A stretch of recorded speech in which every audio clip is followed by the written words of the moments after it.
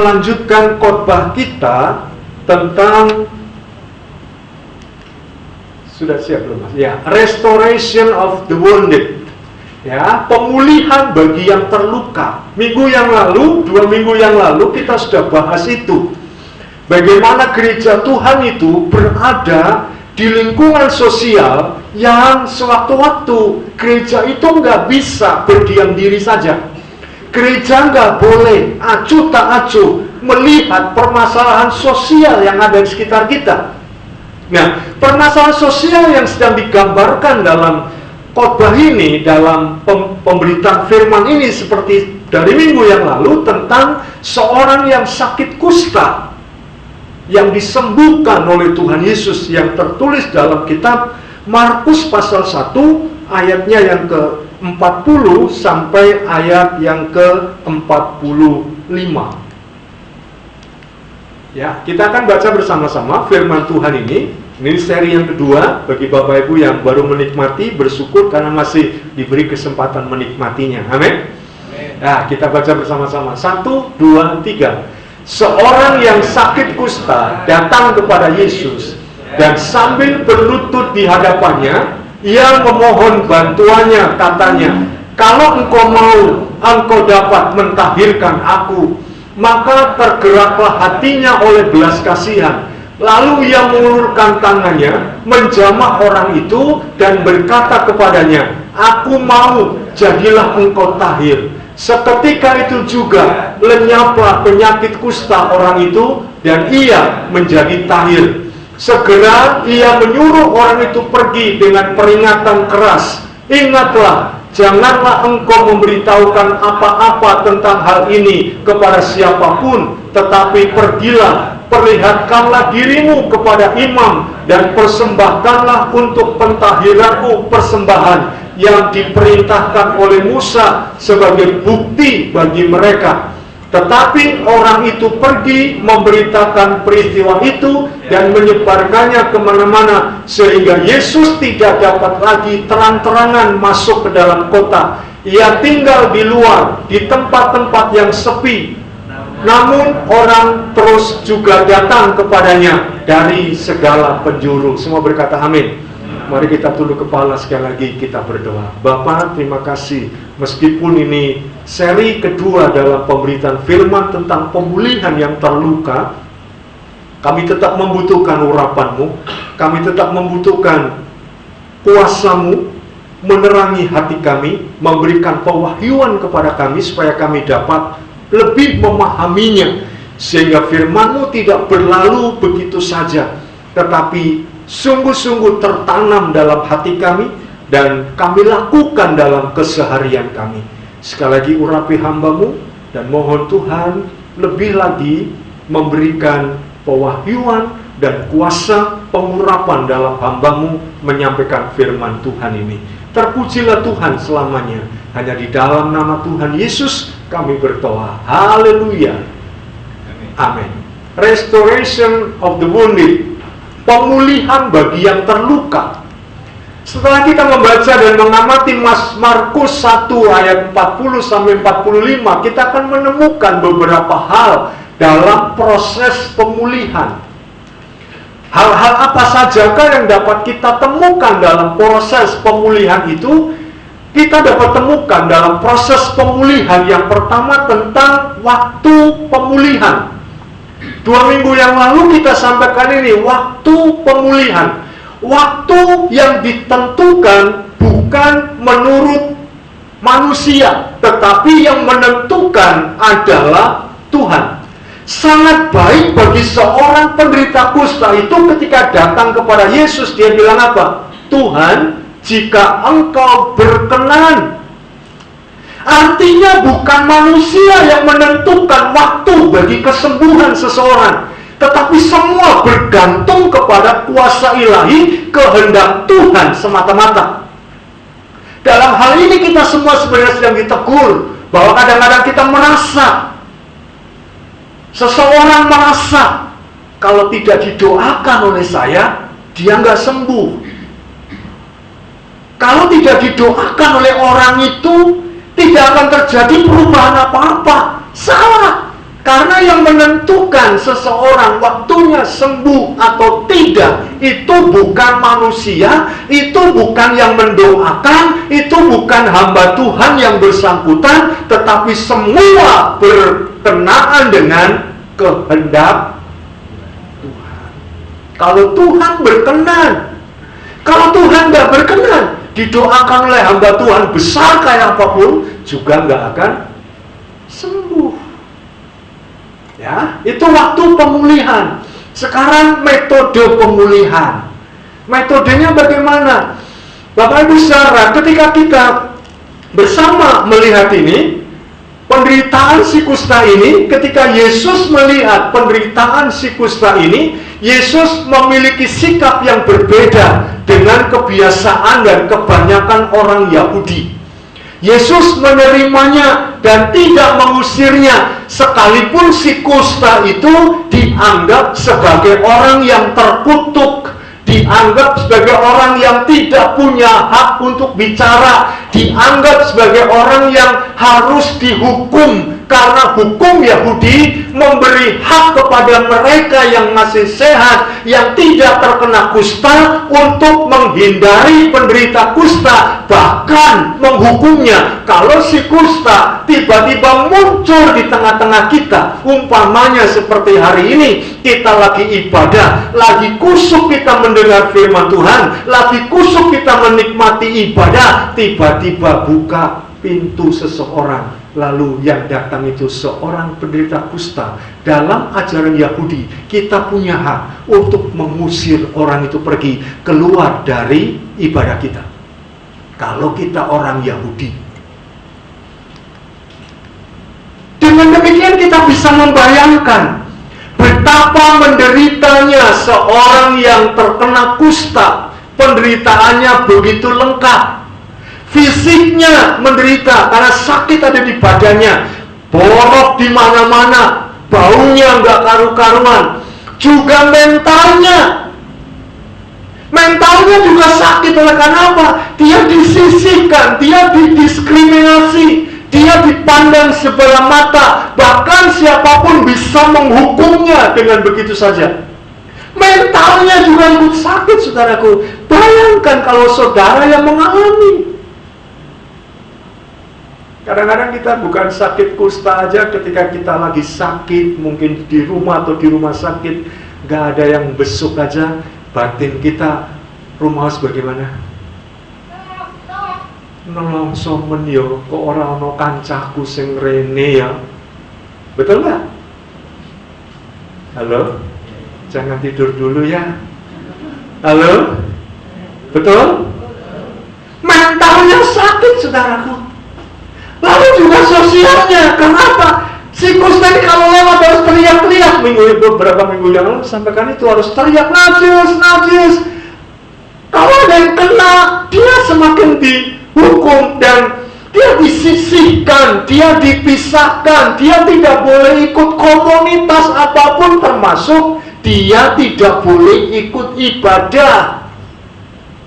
Bayangkan, padahal ibadah itu adalah kebutuhan setiap orang. Karena manusia, seperti saya kemarin sampaikan di anak-anak kita, manusia itu punya kebutuhan yang, satu kebutuhan yang hanya bisa dipenuhi oleh Tuhan, yaitu kebutuhan spiritual, rohnya. Nah, kalau seseorang butuh beribadah, sementara ditolak, sementara dikucilkan, nggak boleh ikut ibadah, karena dia menderita kusta, bagaimana rasanya, saudara? Sosialnya mengalami sakit juga. Namun dengan kasih sayangnya, Yesus menemukan orang-orang yang berkebutuhan. Yesus tergerak oleh belas kasihan. Dia sedih melihat penderitaan si kusta dan ingin menolongnya. Yang pertama, Yesus tergerak oleh belas kasihan. Kata tergeraklah hatinya oleh belas kasihan, dalam bahasa Yunaninya adalah splagnistes. Artinya be moved with compassion for. Tergeraklah oleh rasa belas kasihan. Dengan kata lain, dari dalam lubuk hati yang paling dalam, Tuhan Yesus tergerak untuk menolong si penderita itu. Jadi bukan sekadar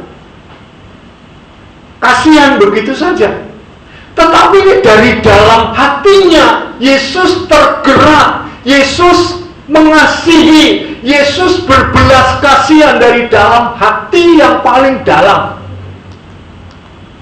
Dalam Injil Markus, kata ini memiliki penekanan khusus yang menunjukkan bahwa kuasa Kristus selalu digerakkan oleh belas kasihan. Kristus tergerak untuk memerdekakan orang yang menderita. Semua tindakan Kristus didasarkan pada kehendaknya, bukan pada apa yang ada pada diri seseorang, tetapi pada apa yang jadi kehendaknya. Artinya begini, Yesus tidak pernah membedakan orang ini, orang itu, siapa ini, siapa itu, siapa dia, siapa lu, siapa dan sebagainya. Tapi selalu didasarkan pada belas kasihannya. Meskipun orang itu menurut hukum, ini orang nggak pantas untuk didengar, orang ini nggak pantas untuk ditolong, orang ini nggak pantas untuk diangkat, orang ini nggak pantas untuk didekati. Bayangkan si kusta tadi. Saya berkali-kali sampaikan, menurut hukum Yahudi dalam kitab Imamat sangat jelas, orang-orang nggak boleh bersentuhan dengan penderita kusta. Saudara yang masih sehat nggak boleh gesekan, ketemu, bersentuhan, apalagi menjamah, apalagi tatap muka, nggak boleh, harus segera menghindar jauh-jauh. Penderita kusta ini sebenarnya secara hukum tidak berhak untuk mendapatkan simpati dari Yesus, tidak berhak mendapatkan empati dari Yesus. Tetapi sekali lagi bahwa tindakan Kristus ini bukan berdasarkan pada apa yang ada pada seseorang, tetapi pada belas kasihan Tuhan. Penderitaan itulah yang mendatangkan rahmat Tuhan. Saudara, kita jujur saja kadang-kadang masih suka diskriminasi, masih suka wigah-wigih. Ya, kalau si A, si B begini begitu, kita seringkali, aduh kayak gitu ya, kita mundur, mundur lah. Beda kalau orang itu nggak ada ini, nggak ada itu, kita enak begitu. Tapi Yesus beda sama kita. Yesus gak peduli orang itu mengalami sakit kayak apapun, dia tetap peduli dan dia tetap mau menjamah orang itu. Yang kedua, Yesus mengulurkan tangan dan menjamahnya. Tadi yang pertama, Yesus tergerak oleh belas kasihan. Ya, jadi metodenya tadi yang pertama, Yesus tergerak oleh belas kasihan. Awal mula sekali Yesus tergerak oleh belas kasihan. Kalau Yesus tergerak oleh belas kasihan terhadap penderita kusta, saya percaya hari ini Yesus pun tergerak melihat penderitaan saudara. Karena dia paling nggak bisa tahan melihat seseorang yang menderita. Penderitaan inilah yang mendatangkan rahmatnya. Maka ketika saudara menderita, terbaring sakit dan sebagainya, meskipun mungkin gak ada tetangga, gak ada teman yang menengok, saudaraku, Yesus selalu menjenguk saudara dalam kuasa ilahinya. Amin. Sehingga saudara gak sendirian. Amin. Memang secara manusia nelongso, tapi hari ini kita diyakinkan, dikuatkan. Yesus tergerak hatinya melihat penderitaan kita. Lalu yang kedua metodenya, Yesus mengulurkan tangan dan menjamahnya. Kata yang digunakan untuk mengulurkan tangan adalah ekteinas. Artinya merentangkan tangan dengan maksud menangkap atau tangan terulur ke depan. Jadi ketika Yesus mengulurkan tangan dan menjamahnya, Yesus itu bukan setengah-setengah. Yesus itu bukan Kita kan kadang-kadang supaya orang ketok moto, ketoke demek, tapi sebenarnya apa ya? Minggring-minggring begitu ya. Apa bahasa Jawanya? Minggring-minggring. Itu ya, minggring-minggring. Bahasa Indonesianya? Enggan. Ya, sebenarnya kita malas sebenarnya mau jamak, mau demok gitu. Gitu ya. Tapi Yesus ini dengan ekeinas, dengan kata yang digunakan itu artinya Yesus betul-betul mengulurkan tangan, merentangkan tangan dengan maksud menangkap. Artinya tangannya terulur ke depan. Hal ini menunjukkan kesediaan Kristus untuk memberikan pertolongan kepada penderita kusta tanpa wigah-wigih, tanpa minggring-minggring ya, tanpa segan ya. Namun tidak sekadar terulur, Yesus segera menyentuh orang itu. Saudara, coba kita membayangkan kita berada di posisi Tuhan Yesus. Secara hukum Yahudi, seandainya sekali lagi saya dan saudara orang Yahudi, lalu di depan kita ada penderita kusta, saudara apa yang akan saudara lakukan? Kalau Yesus itu saudara, kira-kira saudara akan lakukan apa? Hukum melarang ya? Ya enggak? Hukum Yahudi melarang ya? Betul enggak? Saudara akan apa? Apa yang akan saudara lakukan? Saudara mungkin akan berkata berdasarkan hukum, maka ya. Tapi Yesus enggak, saudara. Yesus segera menyentuh orang itu. Yesus segera menjamah orang itu. Orang itu betul-betul sangat-sangat kotor, sangat-sangat penuh luka, baunya nggak karu-karuan. Tetapi Yesus bukannya tergerak oleh belas kasihan, mesak nomen yoyo. Tapi Yesus langsung tangannya terulur, memegangnya, menjamahnya, menyentuhnya. Nggak peduli kustanya kayak apa, nggak peduli sakitnya kayak apa, nggak peduli baunya kayak apa, nggak peduli nanahnya banyak kayak apa, nggak peduli kondisi orang itu. Yesus menjamahnya, menyentuhnya, dan memegang orang yang sakit kusta itu. Kata menjamah diambil dari bahasa Yunani exaito. Dalam bentuk aktif berarti ibarat api yang menyala-nyala, atau literalnya menyentuh atau memegang.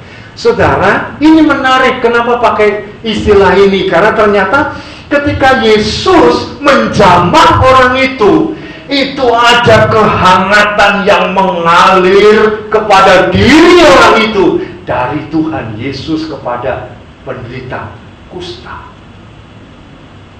Jadi bukan sekedar menjamah, bukan sekedar menyentuh, bukan sekedar memegang, tetapi ada kehangatan yang timbul, kehangatan yang diberikan Yesus kepada penderita kusta itu, sehingga penderita kusta itu tidak merasa dibuang, tidak merasa tersisihkan, tetapi dia mendapatkan belas kasihan Tuhan yang luar biasa. Dalam proses penyembuhan penderita kusta ini, Tuhan Yesus menyentuhnya. Hal ini memberi pemahaman bahwa ketika Kristus menyembuhkan, tidak sekadar bersifat materi, melainkan juga rohani. Kalau Yesus menyembuhkan secara materi, mungkin cukup bilang, kamu sembuh. Bisa sembuh nggak? Bisa sembuh nggak? Seandainya penderita kusta, umpamanya maaf, saya gambarkan Tuhan Yesus, lalu penderita kusta datang, lalu berlutut. Minggu yang lalu kan saya sampaikan, orang itu berlutut dan dia bilang, Tuhan, jika Engkau berkenan, aku menjadi tahir. Betul? Kalau seandainya Yesus bilang, ya, aku berkenan, sembuh kamu. Sembuh nggak?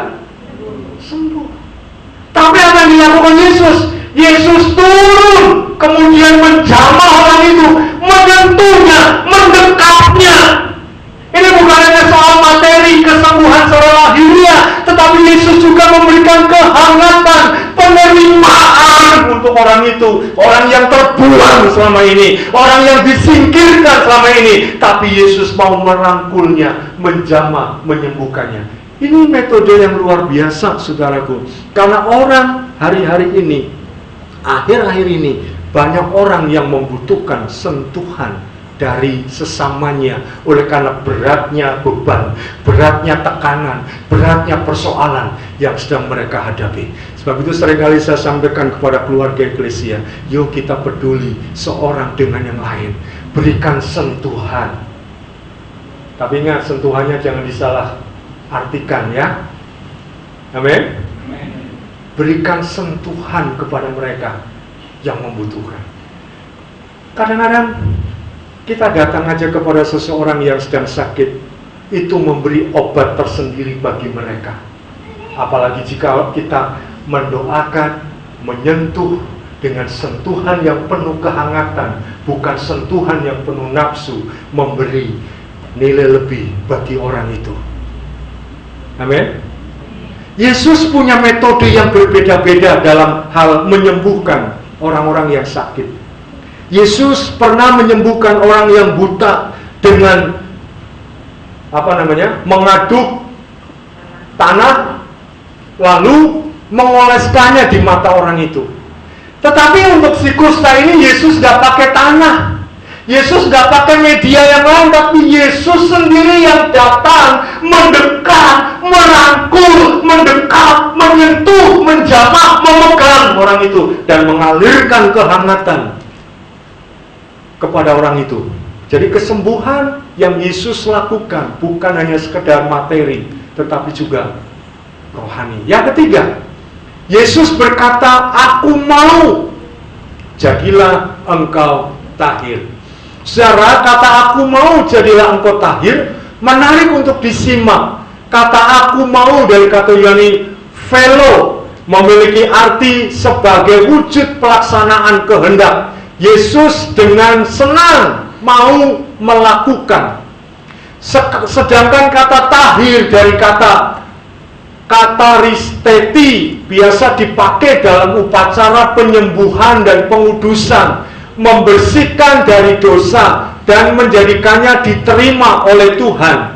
Oleh sebab itu, kata Yesus aku mau artinya Yesus bukan hanya dengan senang hati melakukannya, tetapi Yesus juga ingin menguduskannya, karena orang kusta itu dianggap orang yang terkutuk, orang yang sama dengan orang yang dosanya tidak terampuni. Yesus mau menjamah orang itu sebagai wujud bahwa Yesus mau menguduskan orang itu, karena kata yang dipakai sama dengan upacara pengudusan, upacara penyucian.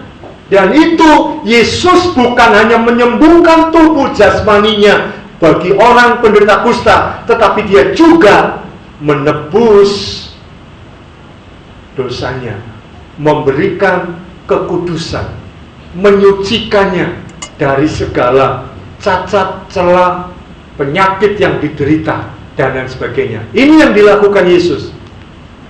Ia mengulurkan tangannya dan menyentuhnya, padahal kustanya sudah menyebar ke seluruh tubuh. Bahkan mungkin tidak ada bagian yang tidak terkena kusta, badannya kotor dan bau. Yesus tetap menyentuhnya, meskipun hal itu dilarang oleh hukum Yahudi. Bagi Yesus orang tersebut bukannya najis, melainkan orang yang membutuhkan pertolongan.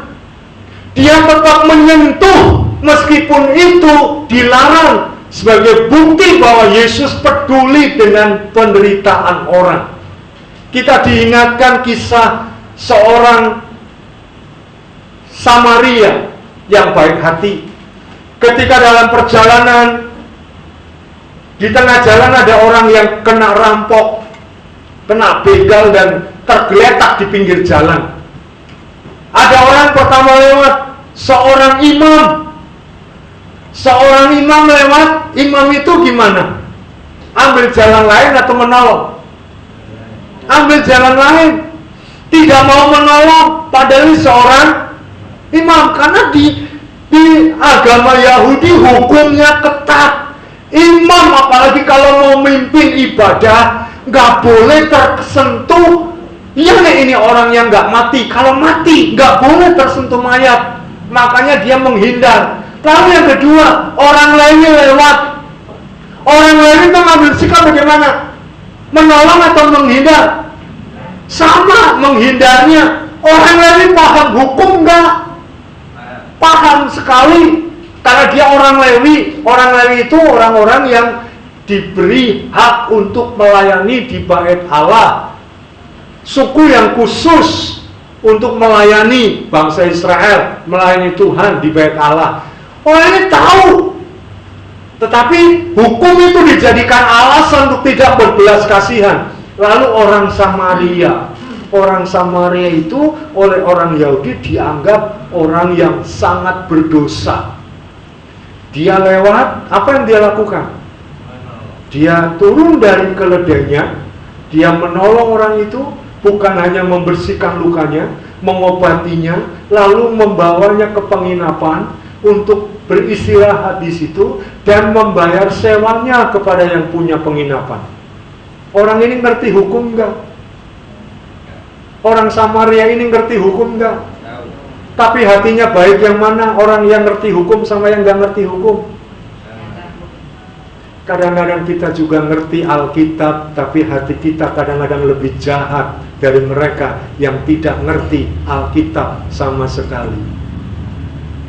Seharusnya kita yang ngerti Alkitab harus lebih baik daripada mereka yang tidak ngerti Alkitab. Yesus membuktikan kekuatan kasih yang tak terbatas. Dia melakukan hal itu dengan perkataan dan perbuatan. Maka ketika Yesus berkata, "Aku mau," itu berarti Yesus mau melakukan penyembuhan kepada orang kusta itu dengan senang hati. Bukan karena terpaksa dia sudah datang, tapi dengan senang hati dia melakukannya. Saudaraku, ada ungkapan begini: jika gereja atau orang Kristen memiliki kepedulian, maka gereja atau orang Kristen itu akan menjadi mata air. Sama-sama katakan mata air. Mata air. Jadi jika gereja memiliki kepedulian, orang-orang Kristen punya kepedulian, maka orang Kristen itu akan menjadi mata air. Tetapi sebaliknya, jika gereja atau orang Kristen masing-masing egois, masing-masing mementingkan diri sendiri, tidak punya kepedulian, tidak punya rasa belas kasihan, maka orang Kristen itu akan jadi sumber air mata.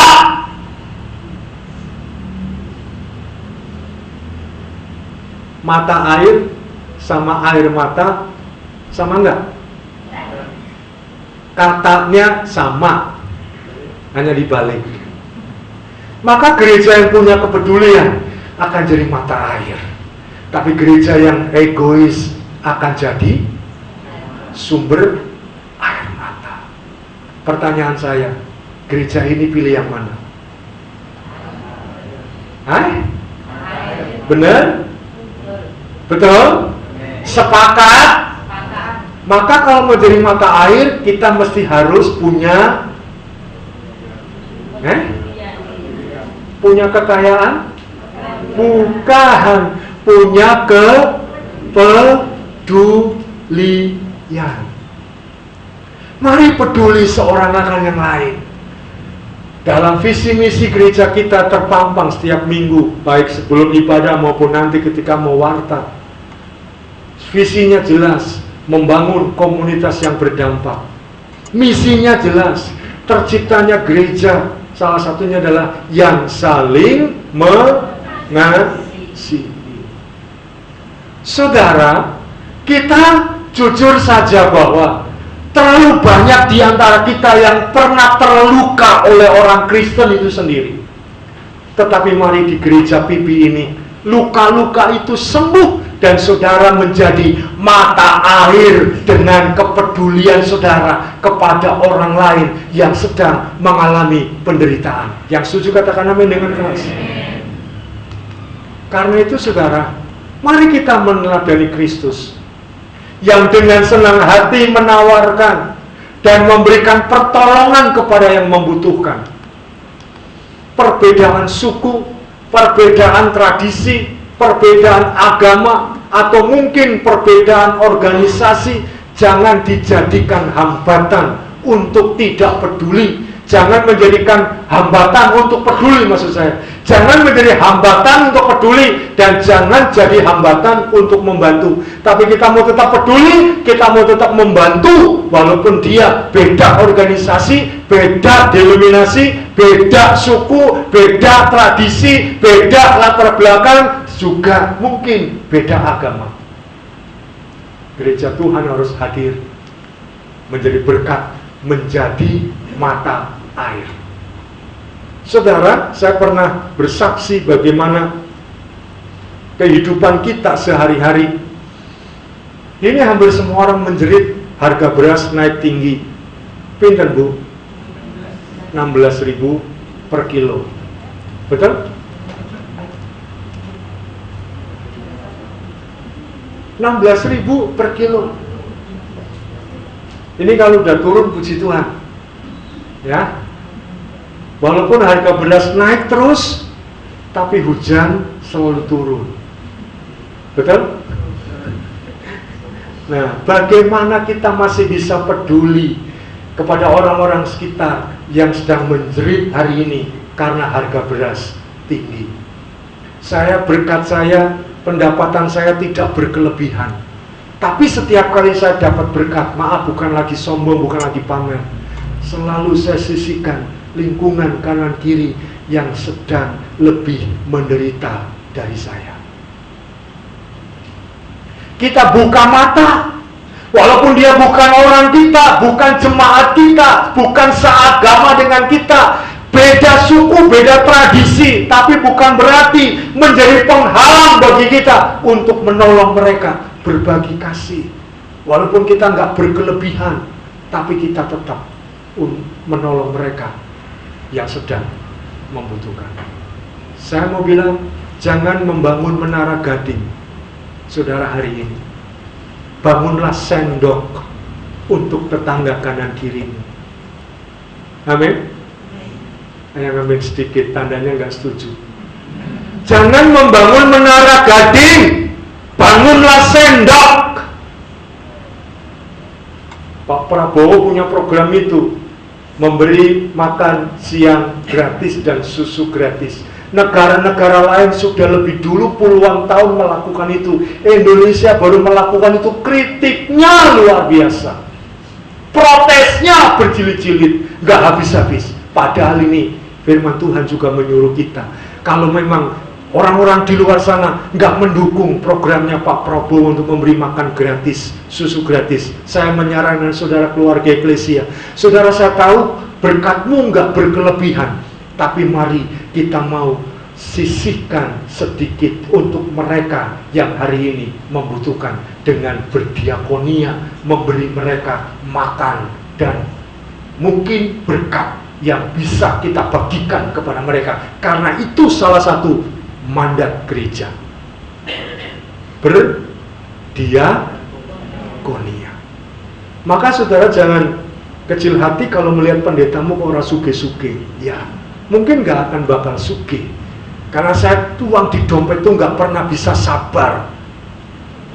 Kemarin ada seseorang mahasiswa dari salah satu lembaga teologi di Pati, mau pelayanan, dia harus naik angkot, yang bonceng saya, Pak Anto, bonceng Pak, saya antarkan sampai di Puri. Mau kemana? Saya mau pelayanan. Ada uang transport? Ada, tapi saya nggak tahu baliknya. Saudaraku, walaupun dia bukan orang pipi, walaupun saya nggak tahu siapa dia aja, nggak.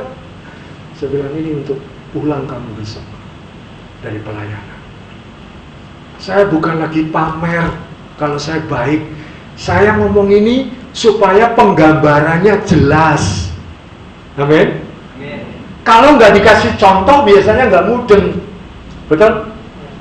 Ya, ini hanya memberi contoh saja. Makanya saya bilang nggak usahlah kita membangun menara gading, tapi kita mari bangun sendok. Buktinya saudaraku, sampai beberapa waktu, maaf ini agak lama saya kesaksian diri saya sendiri, sepeda motor saya yang ban depan itu halus keluntus, pokoknya halus dan halus, sampai buat beli nggak mampu, nggak ada uang yang cukup untuk beli itu. Saya hanya bisa berdoa, Tuhan, ini motor saya kadang kalau dibawa ke Kudus itu saya ketar-ketir karena ban depan udah gundul-dul, ya, bola-balik bocor, bola-balik nambal, ya. Tahu-tahu apa saudaraku? Saya lagi di rumah, lagi santai sama istri, kalau anak-anak udah sekolah, ada seseorang datang ke rumah, bawa ban luar dan ban dalam ke rumah. Dia bilang, Pak Anto, tadi saya berdoa digerakkan Tuhan, saya kesini bawa ban luar dalam untuk sepeda motor Bapak, mudah-mudahan cocok. Dipasang, cocok nggak? Cocok.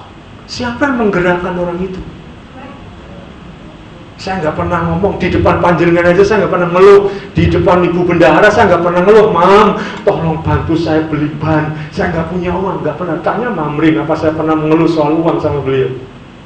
Nggak pernah. Kalau umpamanya beliau telat memberi gaji pun saya nggak pernah komplain.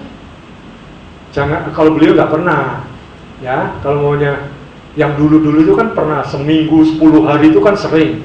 Saya nggak pernah komplain, saya tunggu saja. Waktu Tuhan, cara Tuhan menolong saya. Itu juga begitu. Tahu-tahu orang ini bukan orang, saya nggak terlalu akrab orang ini, tapi tiba-tiba datang. Saya nggak bisa tanya, kamu kok tahu kalau motor saya banyak gundul dan belum bisa beli karena belum punya uang yang cukup? Dia bilang, saya tadi pagi berdoa, Tuhan menggerakkan saya ke Pak Anto, beli ban luar, beli ban dalam, pasang bannya, ganti bannya, dan itu nanti bisa dilihat ban luar yang depan.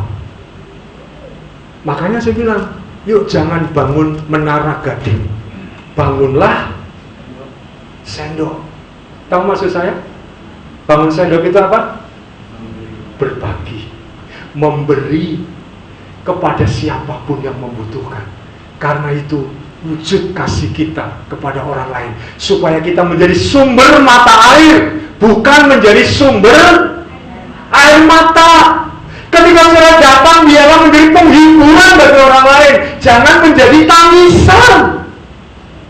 Banyak hari-hari ini orang Kristen yang datang malah membuat kita menangis, bukan membuat kita segar kembali. Tapi mari kita mau ubah paradigma kita. Kita mau seperti Yesus, yang Yesus lakukan, menolong mereka yang membutuhkan. Tidak usah kita kemudian ditembung dulu, tapi kita punya sensitivitas untuk ini, untuk melakukan sesuatu yang bisa kita lakukan kepada lingkungan kita, kepada sekitar kita yang mereka hari ini sedang menangis karena bahan pangan begitu mahal, begitu sulit. Kita berbagi sedikit supaya yang lain juga bisa makan.